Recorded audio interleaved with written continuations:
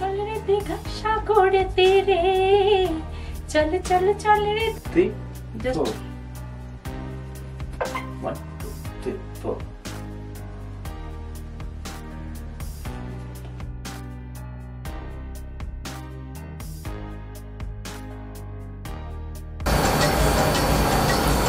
জগন্নাথের নাম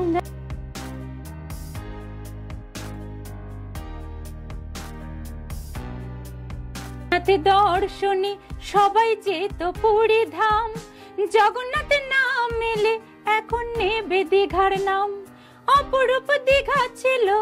নমস্কার, আমি শুক্লা দে বলছি। সুদূর হাবড়া থেকে 2008-এ আমি এই টালিগঞ্জে তখন এসেছিলাম। তো আসার পরে তখন টালিগঞ্জে কিছুই জানতাম না। তো সেখান থেকে এসে প্রথম পিজি থেকে এসে স্ট্রাগল করতে করতে করতে করতে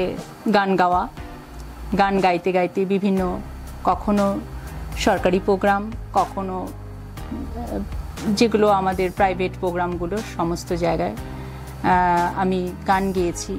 কখনো প্রতিবাদী গান, কখনো পার্টির তরফে সাংস্কৃতিক অনুষ্ঠানে যত রকম গান যেভাবে করা যায় আমন্ত্রণের হিসেবে সেগুলো গান গেয়েছি।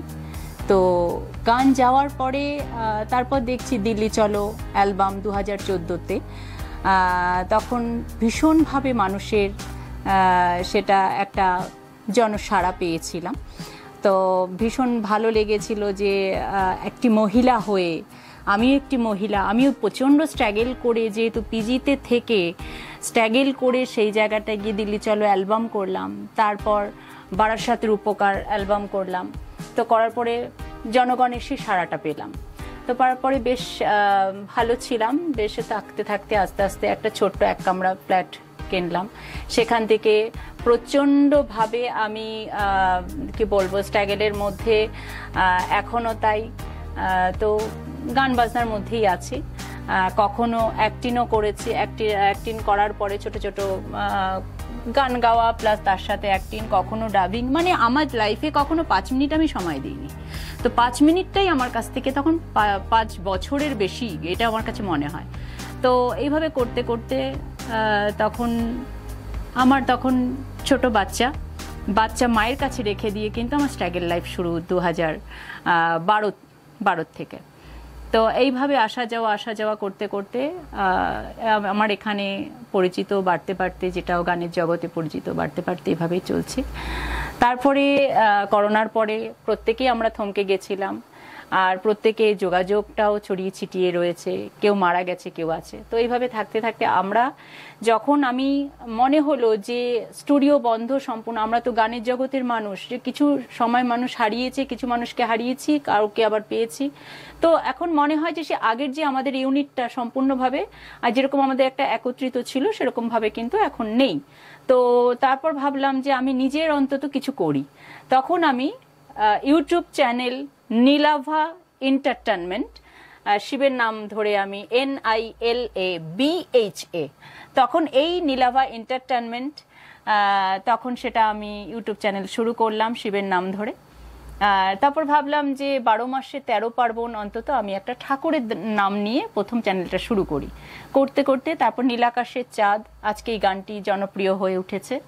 তারপরে দেখলাম যে পরপর 12 মাসে 13 পার্বণ, 12 মাসে যেরকম পুজো, এক একটা পর এক একটা, সেভাবে পুজো করতে করতে করতে করতে সেইভাবে কিন্তু আমি সেই জায়গাটায় বেশ মানুষের বেশ জনসাড়া পাচ্ছি।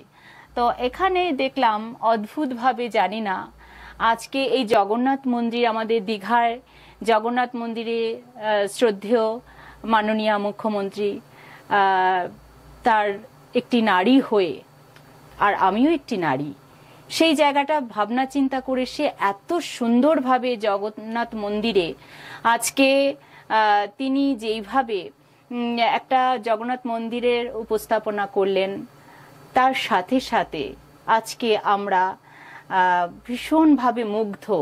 শুধু তাই না, আনন্দিত। এই জায়গাটা দেখে যখন ভাবলাম যে একটি মহিলাকে দেখে তো আমাদেরও ইচ্ছে করে আমিও তো কিছু না কিছু তো করতে পারি। আমি হয়তো দিদির অনুপ্রেরণায় আমি সেটাই অনুপ্রেরণায় জায়গাটায় আমি আসতে পারলাম।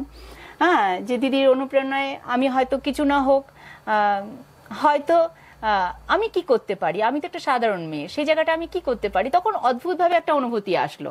তো গানটা লিখেছেন সব্যসাচী, শ্রদ্ধেয় গীতিকার সব্যসাচী, তিনি লিখেছেন। কিন্তু সুরটা কে দেবে, এইটা অদ্ভুতভাবে আমি ভাবলাম যে দিদি তো এক না একটা তো নতুন সেই জায়গাটা একটা নতুন মন্দিরে স্থাপন করলেন, আর কিছু হোক না হোক এটা একটা ভীষণভাবে আনন্দিত, তার কারণ যে কেউ সময়ের অভাবে, কেউ অর্থের অভাবে, কেউ বয়স্ক বার্ধক্যজনিতর মধ্যে, যে বার্ধক্যজনিত সেই অবস্থায় যে কিছু হোক না হোক মানুষ পুরীধামে হয়তো যেতে পারতো না। তো সেই জায়গাটা থেকে আজকে আজকে আমাদের মায়ের কোলে সাগরের তীরে আজকে জগন্নাথ প্রভু আজকে আমাদের সামনে দর্শন করতে এসেছে, তাদের সাথে কিভাবে বলবো যে আমাদের নিজের অনুভূতি, নিজের মতো চাওয়া পাওয়া সবকিছুর মধ্যেই যেন আমরা জগন্নাথের কাছে ছুটে যাচ্ছি কাতারে কাতারে। বহু ভক্তজনেরা আজকে আনন্দিত। এই জায়গাটা দেখে তখন আমার মনে হলো আমি কতটা ভালো গান, কতটা সুর ভালোভাবে করতে পারবো আমি জানি না। আমার লাইফে প্রথম সুর দেওয়া, এটা সব থেকে বড় কথা, যে আমি হয়তো সুর হয়তো করেছি কিন্তু রেকর্ডিং কিন্তু কখনো আমি করিনি। কিন্তু এই প্রথম আমি এই জগন্নাথের গান যখন সব্যসাচীদা আমাকে পাঠালেন, তখন বলল সুরটা কাকে দেব, তাহলে আমি ভালো করি আর মন্দ করি, নিজের মতন নিজে একটা করি। এতদিন পর্যন্ত তো সুরকারকে দিয়ে আমি তো সুর নিয়েছি, কিন্তু নিজের মতন নিজে কি শিখেছি, অন্তত নিজের মতন নিজে একটু করি। ভালো মন্দ সেটা হয়তো জনগণ সেটা ভালোবেসে হয়তো সেই জায়গাটা নিতে পারবে কিংবা নাও নিতে পারে, সেটা বিষয় নয়। কিন্তু আমার মনে হলো আমার এটা একটা অনুপ্রেরণা যে কিছু হোক না হোক নতুন সুর দিয়ে এই গানটি আর কি এখানে রেকর্ডিং হলো। আজকে বলা যেতে পারে দীঘায় জগন্নাথ মন্দিরে আমাদের টালিগঞ্জ অশোকনগর রাধা সুদর্শন স্টুডিওতে আজকে জগন্নাথ ধামে আমি পৌঁছে গেছি, তাই গানটা শুরু করে দিলাম। দর্শনে সবাই যেত পুরী ধাম, জগন্নাথের নাম এলে এখন নেবে দীঘার নাম। অপরূপ দীঘা ছিল রূপের রানী, নীলমণি নিয়ে এবার হবে টানাটানি। ও আপনারা এই গানটা শুনবেন নীলাভ এন্টারটেনমেন্ট দিয়ে। আমি হলো মিউজিক দিয়েছি, শুক্লাদি খুব ভালো গিয়েছে গানটি, আর এই প্রথমবার হলো শুক্লাদি হলো সুর দিয়েছে এই গানটি। আপনারা শুনে দেখবেন, খুব ভালো লাগবে আশা করি। নমস্কার।